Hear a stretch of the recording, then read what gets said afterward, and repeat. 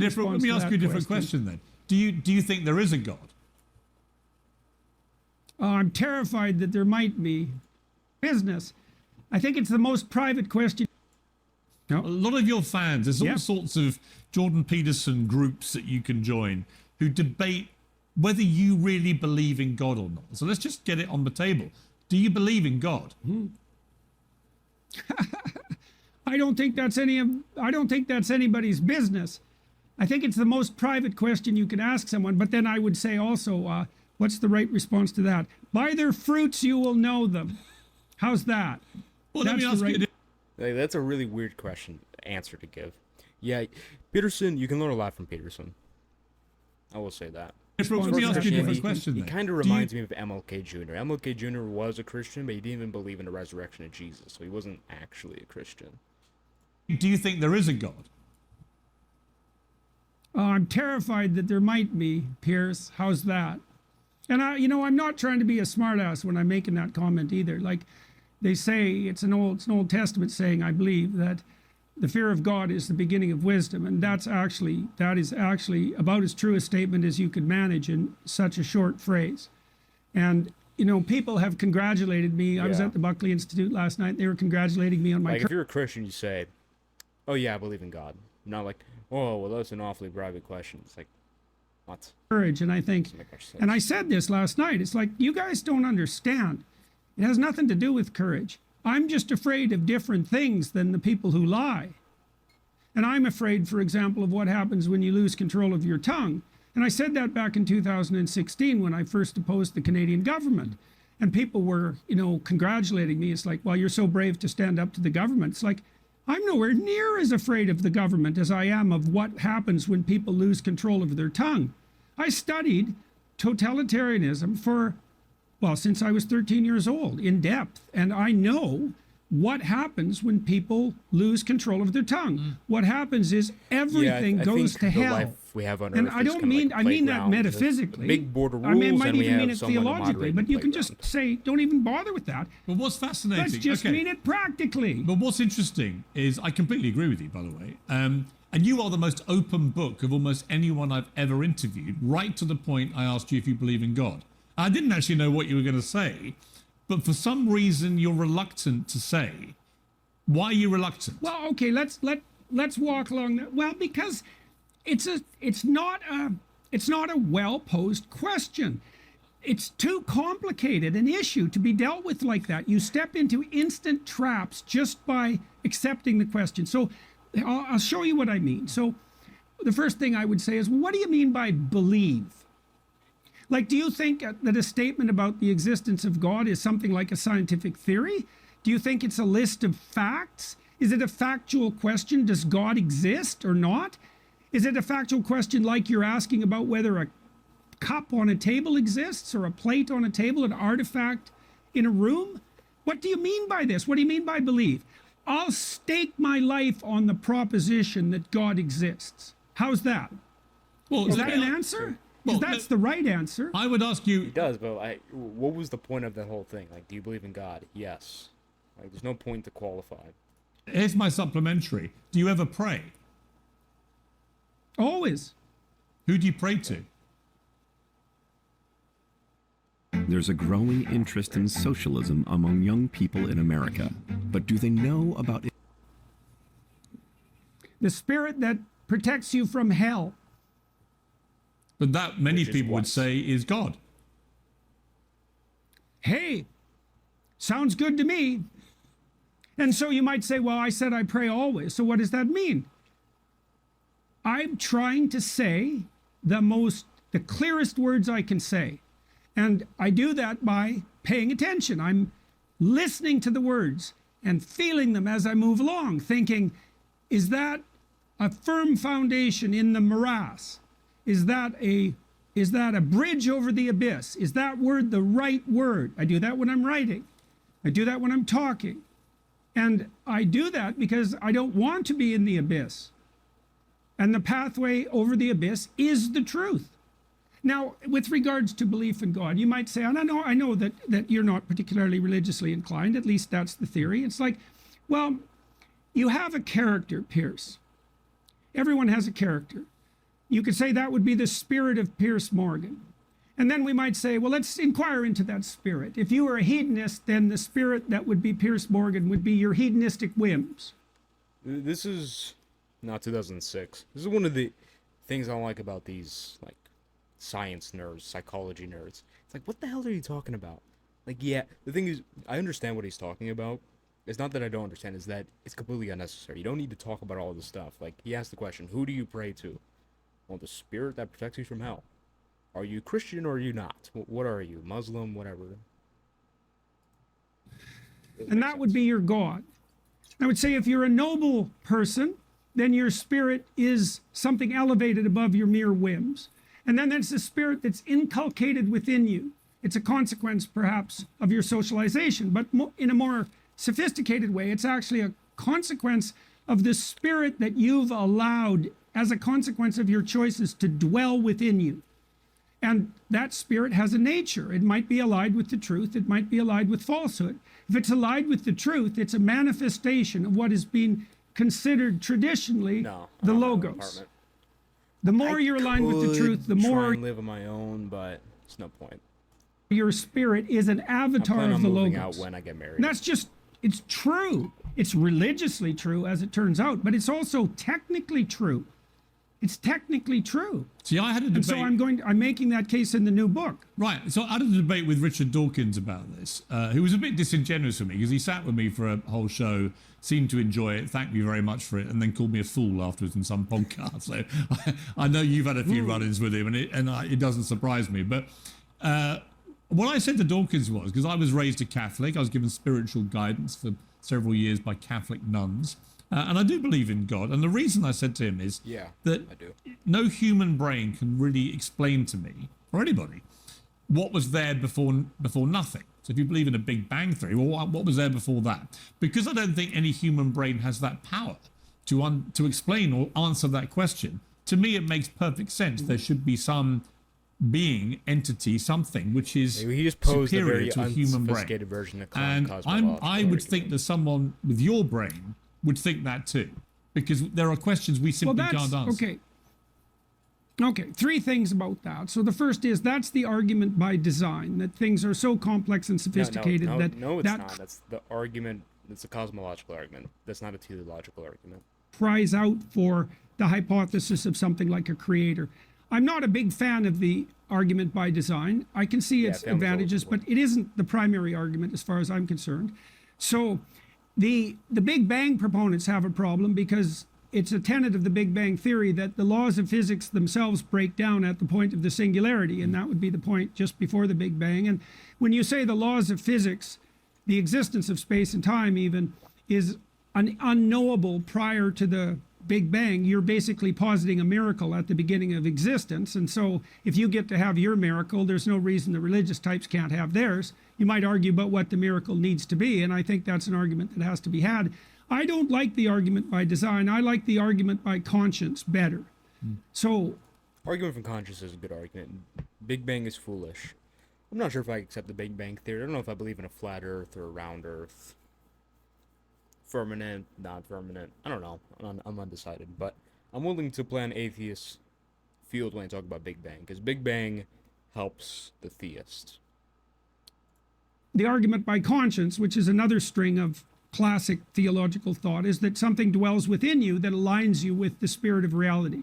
And it's the still small voice within that was identified first by the prophet Elijah.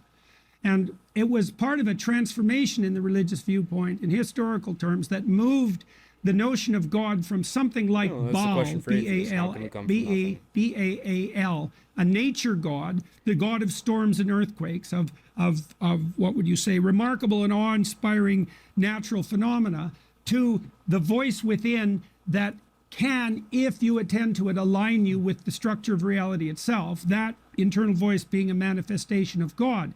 And I think that's an extremely powerful argument. And I think it's right.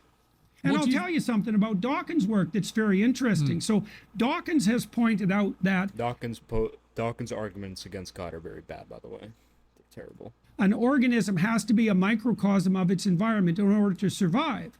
And I would say the voice of conscience within us is the most unerring manifestation of the microcosm within. And I think you can make an extraordinarily powerful biological case for that. And I've done that in this new book. So I think Dawkins' argument invalidates his epistemology. Yeah, I agree. I really believe that. But what do you think? I mean, you've had moments in your life in recent years where I would imagine you have faced the prospect of potentially dying. And in those moments, what have you felt, and what do you think happens to you if you do die, or you had died? What did you imagine? I'll leave it here, because I remember from this point he said he doesn't really believe in hell, which is interesting. Hold on. Peterson, resurrection. Does he believe in the resurrection? If he does, then I'm willing to call him a Christian. But let's see. AC7 Ion. Who's this?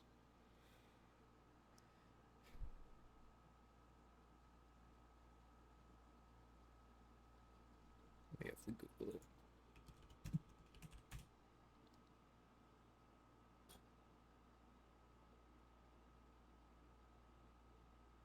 Let's see.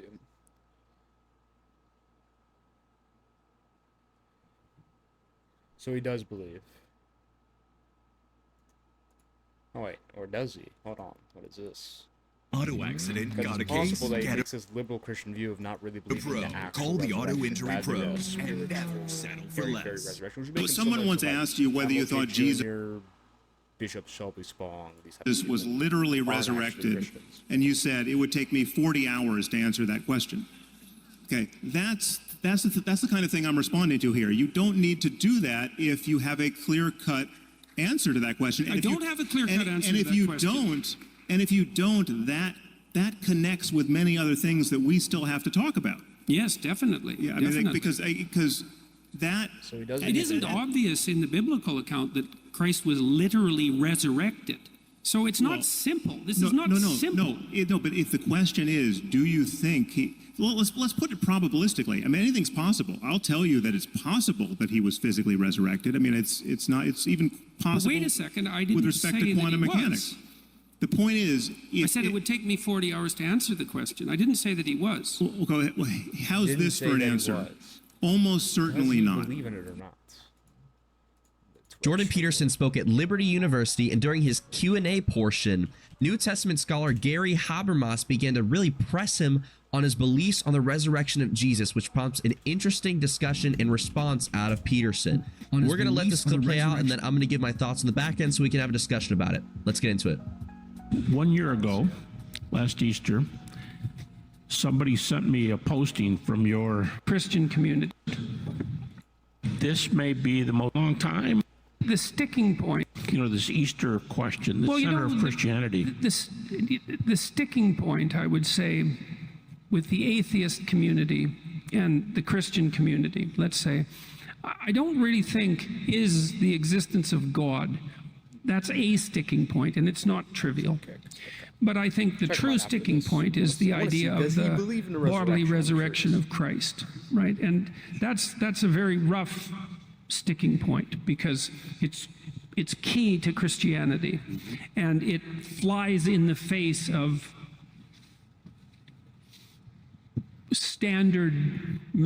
the standard materialist objective view of the world. And so it's something that I wrestle with continually. And I think that's okay. I mean, one of the things I learned, I love this. I did a series of biblical lectures in 2017, and one of the things I learned, and I should have known this before, but I didn't, was that the word Israel, the name Israel, No wonder he's on means Kick. he who wrestles I'm with probably going to God. be on Kick And so sooner that than later. the chosen people, Advance the it, people of probably. Israel, are people who wrestle with God. Doing it And now, trying to get I an do audience think now, that and then I'll move there. that Can't is use the words sign like of a this, life it's that's not being good. lived properly, because if God is the source of meaning, let's say, among other things, the source of significance, the source of purpose, and the place where answers might conceivably emerge. It is a wrestling, if you're honest, because no one knows enough to be certain of anything in some sense. And what you do as you pursue the adventure of your life, if you do pursue it, is to wrestle with those questions of ultimate meaning. And the positive element of the idea that it's those who wrestle that are already the chosen people is it's such a lovely idea, because it means that despite our doubt, which is inevitable, I believe, the fact that we're willing to contend with that doubt and to move forward in our lives already puts us on the right track. And so that's a lovely thing. Well, with the resurrection, it's an issue that I wrestle with continually, because there's so much in the New Testament that is profound beyond. All right, we're good. All right. There's in a very mysterious world. At lunch, he'll get you clear on the resurrection. All right, we're good. All right. Okay, so there's his response. A pretty good nugget of information, but there's a little bit more context to this. So 1 year after he was questioned at Liberty University, reborn as something better and new. And I think that's true symbolically, and that's usually the approach I take. Whoa, hold on. What to make of it. Did he the say Mount in particular, but not only there, that are so surprising that it's almost impossible to understand how they could have come about from the standard scientific materialist perspective, say. But the claim is so overwhelming and also so mysterious that I don't know what to make of it.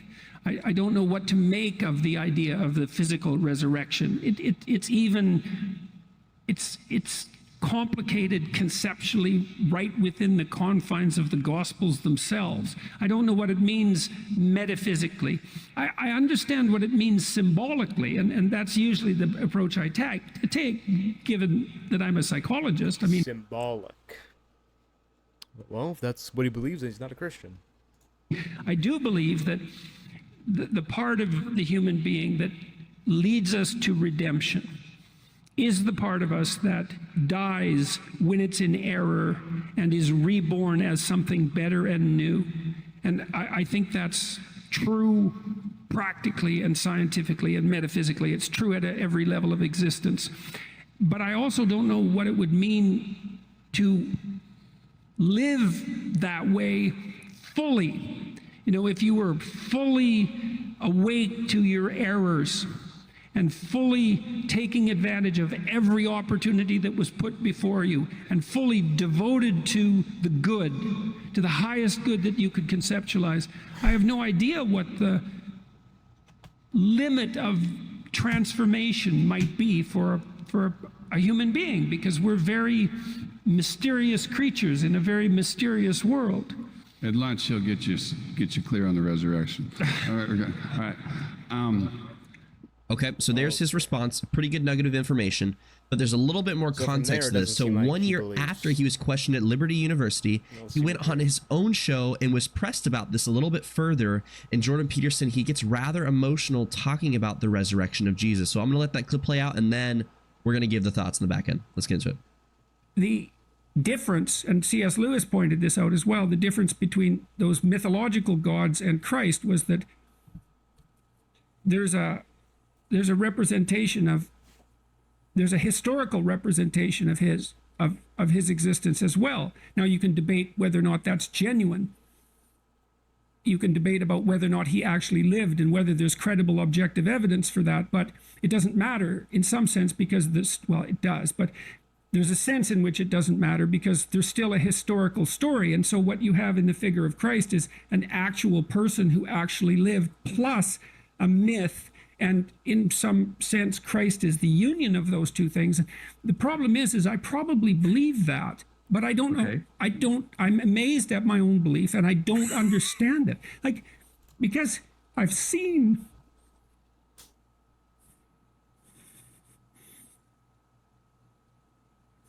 sometimes here we go.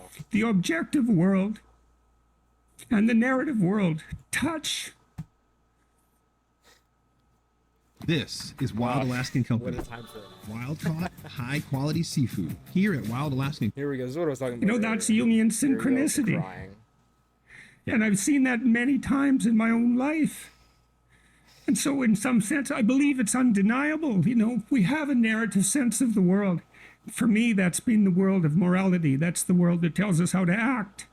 It's real. Like, we treat it like it's real. It's not the objective world. But the narrative and the objective world touch. And the ultimate example of that, in principle, is supposed to be Christ.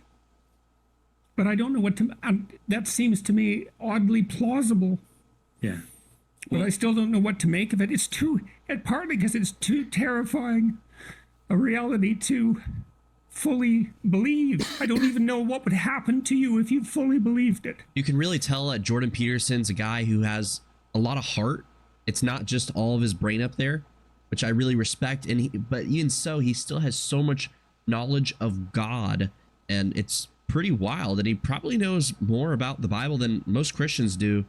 But I think that too much focus on the symbolism around Christ misses the point that the Gospels are really supposed to be treated as a historical narrative of the life, death, resurrection, and teachings of Jesus, and not just as these lessons to live a moral life. When skepticism becomes over-analytical, like in the case of Jordan Peterson here, it can prevent them from coming to faith on a personal, emotional... Okay, yeah, so from what I can tell, he's not actually a Christian.